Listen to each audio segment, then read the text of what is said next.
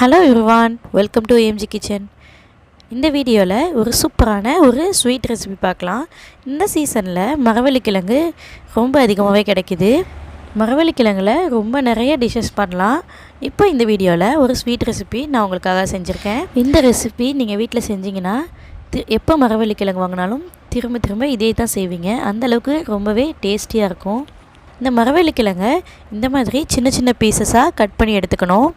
அது மேலே இருக்க தோலெல்லாம் உரித்து எடுத்துகிட்டு நல்லா வாஷ் பண்ணிவிட்டு இந்த மாதிரி கட் பண்ணிக்கோங்க. இப்போ இதை நம்ம மிக்ஸி ஜாரில் போட்டு கொஞ்சம் கூட தண்ணி சேர்க்காமல் துருவி எடுத்துக்க போகிறோம். ரொம்ப பேஸ்ட்டாக அரைச்சிட வேண்டாம். இந்த மாதிரி தேங்காய் துருவல் பதத்துக்கு அது இருக்கணும். நான் 1 கிலோ அளவுக்கு இன்றைக்கி மரவள்ளிக்கிழங்கு எடுத்திருக்கேன். பாருங்கள், இந்த அளவுக்கு தண்ணியே சேர்க்காமல் அரைச்சி எடுத்துக்கோங்க. அடுத்ததாக இதில் ஒரு 3 முட்டை சேர்த்துக்கிறேன்.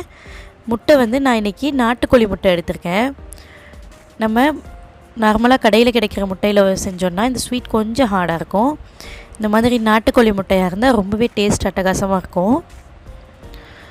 இப்போ 3 முட்டையை எடுத்து நல்லா இந்த மாதிரி அடித்து எடுத்துக்கிறேன். முட்டையை கலக்குனதும் நம்ம இதை வடிகட்டிக்கலாம். ஸோ அதில் இருக்க அந்த பேட் ஸ்மெல் எல்லாம் போயிடும்.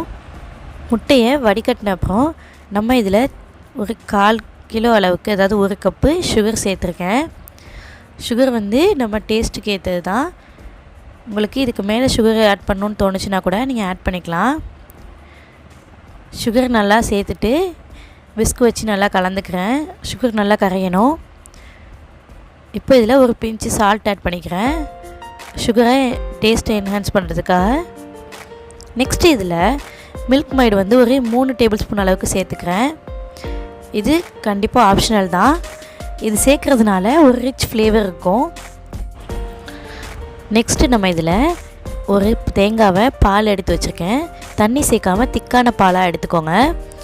இதை இந்த மரவள்ளிக்கிழங்கு பேஸ்ட்டோடு ஆட் பண்ணிவிட்டு இது கூட 2 டேபிள் ஸ்பூன் அளவுக்கு நெய் சேர்த்துக்கோங்க. நெய் சேர்க்குறதுனால இந்த ஸ்வீட்டோட டெக்ஸ்சர் ரொம்பவே ஸ்மூத்தாக இருக்கும். இப்போ இது எல்லாத்தையுமே மிக்ஸ் பண்ணிவிட்டு நம்ம இதை மிக்ஸி ஜாரில் போட்டு லைட்டாக ஒரு பல்ஸ் மோடில் அடித்து எடுத்துக்கலாம். இது அப்படியே மிக்ஸி ஜாரில் போட்ட வேணாம், பாதி பாதியாக எடுத்து முதல் பாதியை எடுத்து ஃபஸ்ட்டு அரைச்சி எடுத்துக்கிறேன். அடுத்து திரும்ப ஒரு பாதியை அடித்து எடுத்துக்கலாம். கேரமல் சாஸ் செய்கிறதுக்காக ஒரு பேனில் ஒரு 2 டேபிள் ஸ்பூன் அளவுக்கு சுகர் ஆட் பண்ணிக்கிறேன். இதை மீடியம் ஹீட்டில் வச்சு கரைஞ்சி போகாமல் நல்லா கேரமல் சாஸ் ரெடி பண்ணிக்கலாம். இந்த ஸ்டெப் ஆப்ஷனல் தான். நீங்கள் டைரெக்டாக கூட நம்ம எடுத்து வச்சதை நம்ம ஸ்டீம் பண்ணிக்கலாம். இந்த கேரமல் சாஸ் ஆட் பண்ணுறதுனால பார்க்குறதுக்கும் நம்மளோட டிஷ் ரொம்பவே அழகாக இருக்கும். நம்ம ரெடி பண்ண கேரமல் சாஸை எந்த பாத்திரத்தில் நம்ம இந்த ஸ்வீட்டை செய்ய போகிறோமோ, ஸ்டீம் பண்ண போகிறோமோ அந்த பாத்திரத்தில் ஊற்றி ஒரு 2 மினிட்ஸ் செட்டாக விட்டுருங்க.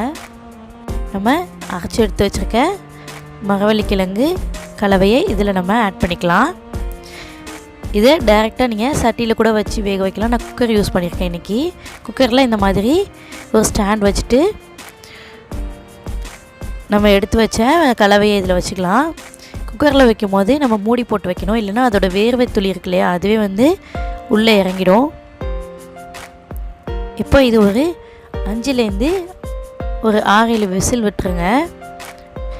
இது கொஞ்சம் வேகிறதுக்கு அதிகமாகவே டைம் எடுக்கும். இப்போது இது எப்படி இருக்குன்னு ஓப்பன் பண்ணி பார்க்கலாம். இது வெந்துருச்சான்னு செக் பண்ணுறதுக்காக நான் ஒரு கத்தியை யூஸ் பண்ணி பார்க்குறேன். இப்போ பாருங்கள், லைட்டாக இன்னும் கொஞ்சம் வேகாமல் இருக்குது.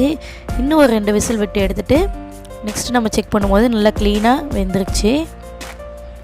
இதை உடனே கட் பண்ணக்கூடாது. இது அப்படியே ஒரு 5 to 6 hours விட்டுறணும். இப்போ நீங்கள் காலையில் சாப்பிட போகிறீங்கன்னா நைட்டே செஞ்சு வச்சிடணும்.